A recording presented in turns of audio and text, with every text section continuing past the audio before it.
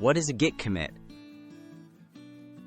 A Git commit is a snapshot of your project's files at a given point in time. When you commit, Git records the changes you've made, creating a clear history of how your code has evolved. This allows you to track progress, review modifications, and collaborate effectively with others on the same project. How to make a commit? To make a commit, first stage your changes with git add, then use git commit. Staging lets you control exactly which changes are included. A commit requires a message describing your update. For example, git commit m fix login bug.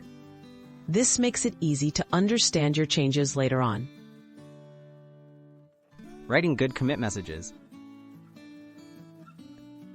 Clear and concise commit messages are key to a usable project history.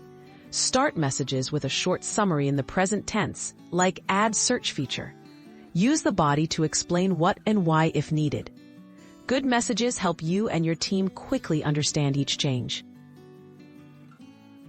Commit often, but not carelessly. Managing commits for team collaboration. Consistent commit strategies improve teamwork and code quality. Agree on guidelines with your team about how to format messages and how often to commit. Use tools like pull requests or code reviews to make sure everyone understands and approves changes before they're merged.